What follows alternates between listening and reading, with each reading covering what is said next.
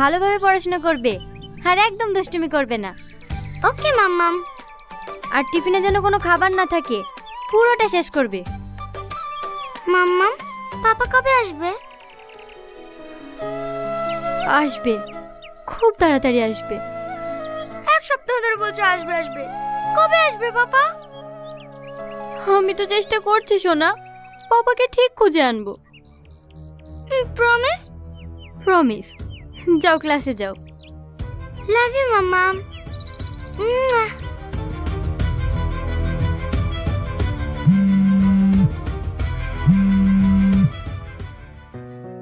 Hello, কোথায় আছো সাথী? রাস্তায় আছি স্যার, আসছি।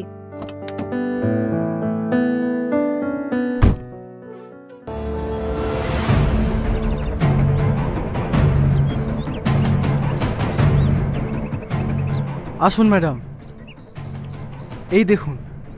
লাশটা যে প্রথম দেখেছে সে কোথায়? লাশের অবস্থা দেখেও এখন হসপিটালে ভর্তি আছে। তাই তো দেখছি স্যার, দেখে যা মনে হচ্ছে মরা 3-4 দিন হয়ে যাবে। ফরেনসিক টিমও তাই বললো। লাশটা উল্টাও তো সূর্য।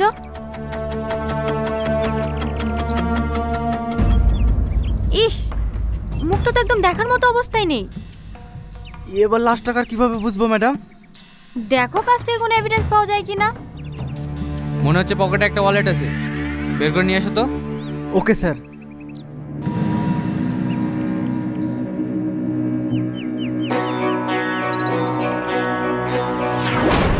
ম্যাডাম,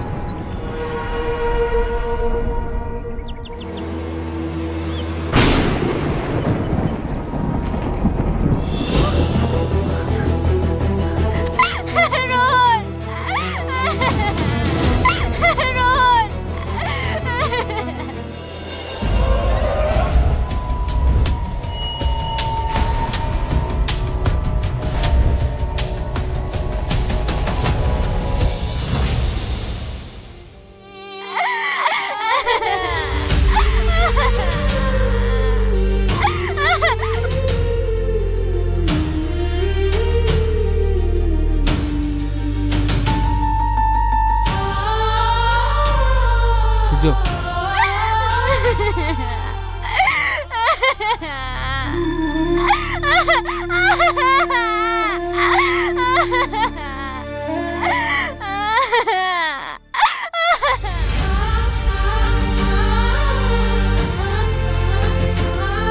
তোমার সাথে এত বড় একটা দুর্ঘটনা ঘটে গেল, তাতে আমরা ভীষণ দুঃখিত। রোহনকে যারা খুন করেছে তাদের আমি শাস্তি চাই স্যার।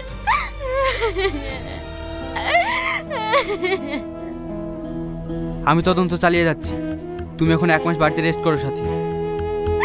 না স্যার, আমি খুঁজে বের করবো জানোয়ারদেরকে যারা আমার স্বামীকে খুন করেছে। শান্ত হও সাথী, তোমার এখন বাড়িতে থাকা দরকার। আমি নিজেই কেসটা সামলিয়ে নেব। এই কেসটা আমার হাত থেকে কেড়ে নিয়েন না স্যার। কিন্তু তোমার মানসিক অবস্থা তো। প্লিজ স্যার, আমাকে ইনভেস্টিগেশন করতে দিন। ঠিক আছে, তুমি যা ভালো মনে করো, কিন্তু আমিও তোমার সঙ্গে থাকবো।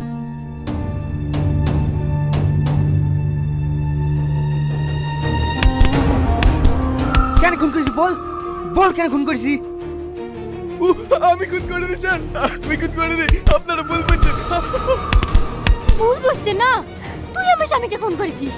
তোকে আমি কেন মিথ্যাতে বলছি? রোহন খুন হওয়ার 1 সপ্তাহ আগে তুই হুমকি দিতে গেছিলি। আপনারা বিশ্বাস করেন, আমি রোহন স্যারকে মারিনি। সেদিন তো আমি আসবো স্যার। আরে রকিয়া বোন, এসো এসো। বুড়ির চোখের অবস্থা ভালো তো? স্যার, আরে আরে কি করছো? ওঠো ওঠো। আপনাকে অনেক অনেক ধন্যবাদ স্যার। আপনি না থাকলে আমার এই বাপ মরা মেয়েটা কোনোদিনও চোখে দেখতে পেত না। এরকম ভাবে বলবেন না প্লিজ, এটা তোমার কর্তব্য। আমি তিলে তিলে এই ফাউন্ডেশনটা গড়ে তুলেছি আপনাদের মতো মানুষের পাশে দাঁড়ানোর জন্যই তো। সত্যি স্যার, আপনার মতন মানুষ হয় না। আমাদের মতন কত অসহায় মানুষের উপকার করেন আপনি, কিন্তু কোনোদিন বড়াই করেন না। কি খবর রোহন সাহেব? তোমরা আবার এসছো? বেরিয়ে যাও আমার অফিস থেকে। তোমাদেরকে আমি একটা টাকাও দিতে পারবো না। হপ্তা তো তোমাকে দিতেই হবে রোহন বাবু, না হলে তোমার ব্যবসা চালাবে কি করে? দেখো, এটা একটা ফাউন্ডেশন, কোনো ব্যবসা না। গরিব মানুষদের উপকার করার জন্য এই জায়গাটা তৈরি করেছি আমি। কতটুকু গরিব মানুষের কাছে আর কতটুকু তোমার পকেটে যায় সব জানা আছে। একদম উল্টোপাল্টা কথা বলবি না। কথা বলি বা আমার কাজ কি? 5 লাখ টাকা ফেলো, কেটে পড়ছি। আমি তোদেরকে এক পয়সাও দেবো না। ভালোই ভালোই বলছি, টাকাটা দিয়ে দে, না হলে তো কে? আমি কোনোদিন অন্যায়কে প্রশ্রয় দিইনি আর দেবও না। বেরিয়ে যা এখান থেকে। কাজটা খুব খারাপ করলি রে, এর মাসুল তোকে দিতে হবে। এই চল।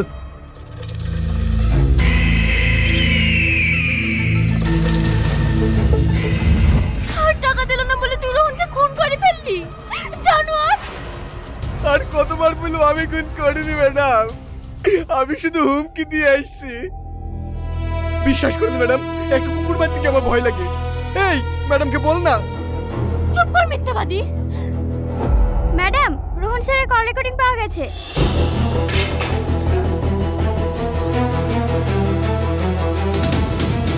এই দেখুন ম্যাম। হ্যালো সেলিম, কেন ফোন করেছেন আবার? আপনি তো আগে বলে দিয়েছি। মাথা ঠান্ডা করে আমার কথাটা শুনো সেলিম। কি শুনবে? আমি আপনার কোনো কথা শুনবো না। দেখো, টাকাটা তোমার একার না যে তুমি যা ইচ্ছা তাই করবে। আমি টাকা নিয়ে যা ইচ্ছা তাই করবো, আর যদি কেউ বাধাই দাঁড়ায় তাকে শেষ করে ফেলবো। কেন পাগলের মতন করছো বলো তো? সব কিছু ঠান্ডা মাথায় ঠিক করে নাও। ঠিক আছে, তাহলে সামনাসামনি কথা বলেন। সেলিম, কনস্টেবল, ড্রাইভারকে গাড়ি বের করতে বলো।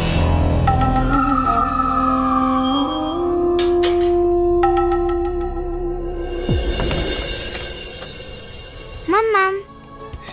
মামাম না, ইন্সপেক্টর ম্যাম। ও, কি হচ্ছে এটা? কি? আমরা আপনার কাছে একটা ডায়েরি করব। কিসের ডায়েরি? আমার মাম্মামকে সকাল থেকে খুঁজে পাচ্ছি না। আচ্ছা, কোথায় গিয়েছিল আপনারা কিছু জানেন? সকালে তো থানায় যাব বলে বেরিয়েছিল। বললো বিকালে ফিরে আমাদের সঙ্গে রেস্টুরেন্টে যাবে, কিন্তু কই ফোনই রিসিভ করছে না। Sorry sorry sorry. ম্যাম তো সরি বলছে রে, মনে হয় তোর মাকে খুঁজে দিতে পারবে না। আসলে একটু ব্যস্ত ছিলাম তো, তাই ভুলে গেছি। সব সময় চোর ডাকাত না খুঁজে একটু আমাদের দিকেও নজর দিন। আর ভুল হবে না, রাগ করো না প্লিজ। আমি এক্ষুনি খাবার অর্ডার করে দিচ্ছি। থাক, তোমাকে আর কষ্ট করতে হবে না। জোজো, আরে কি করছো? চলো। কোথায়?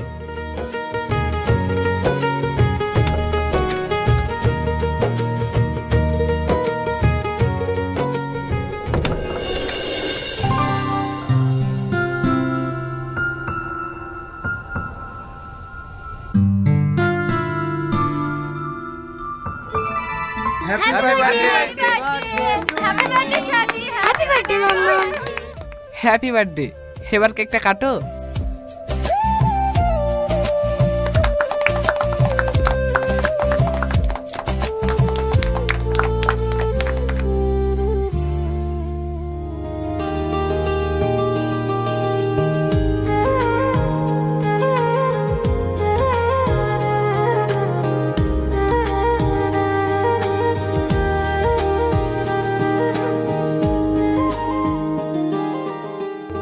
ম্যাডাম পৌঁছে গেছি।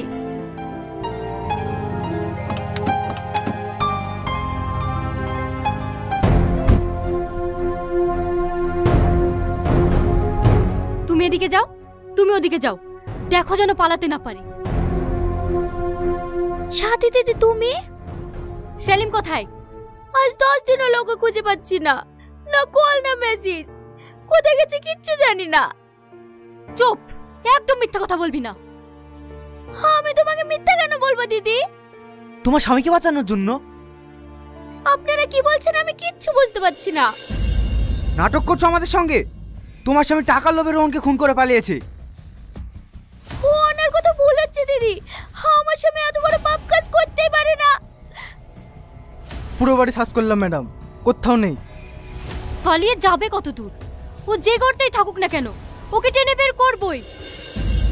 সাথী, আমার স্বামী আর যাই হোক কখনো কাউকে খুন করতে পারে না। সেটা সময় আসলে জানা যাবে। চলো সাথী।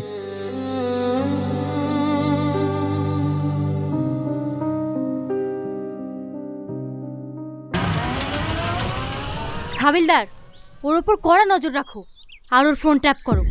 ও নিশ্চয় ওর স্বামীর সঙ্গে যোগাযোগ করার চেষ্টা করবে। ঠিক আছে ম্যাডাম। তোমরা যাও সাথী, আমি একটু বাড়ির দিকে যাব। চলুন তাহলে আপনাকে ড্রপ করে থানায় যাই। না না, তোমাদেরকে আর কষ্ট করতে হবে না, আমি টোটো ধরে চলে যাব। আপনার অসুবিধা হবে না তো?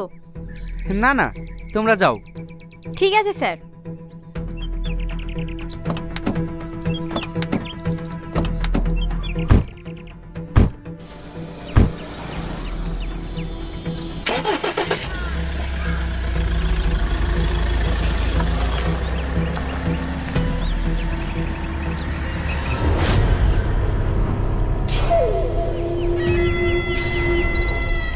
হ্যালো, সাবধান হয়ে যাও।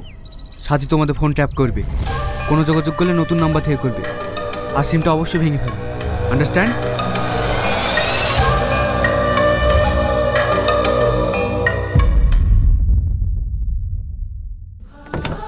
তুমি আমাদেরকে কেন ছেড়ে গেলে বাবা? আমি তোমাকে অনেক মিস করছি। আমার খুব কষ্ট হয় তোমার জন্য। কোথায় আছো বাবা? ফিরে এসো না।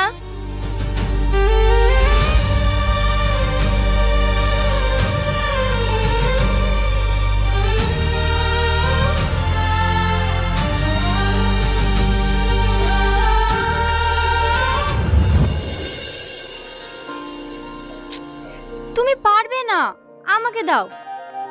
বকো না তো, যাও গিয়ে রেস্ট করো। তুমি কি রান্না জানো বলো তো? আমি না জানলেও এই ফোনটা তো জানে। যাও, আমি 5 মিনিটে খাবার বানিয়ে নিয়ে আসছি। বাবা, খাবার গুগল থেকে ডাউনলোড করবে নাকি? বকো না তো। এরপর একটুখানি নুন, নুন নুন নুন, এই তো।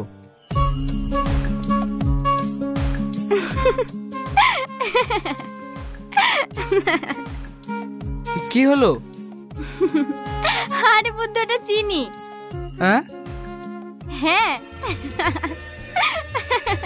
তো এত হাসির কি আছে? নুনের জায়গায় যদি চিনি খাও তাহলে আমাদের মেয়েও তো মিষ্টি স্বভাবের হবে। কে বলেছে আমাদের মেয়ে হবে? ছেলেও তো হতে পারে। জি না ম্যাডাম, আমাদের মেয়েই হবে। আর মেয়েটা আপনার মতন কিউট হবে। তাই নাকি? হুম।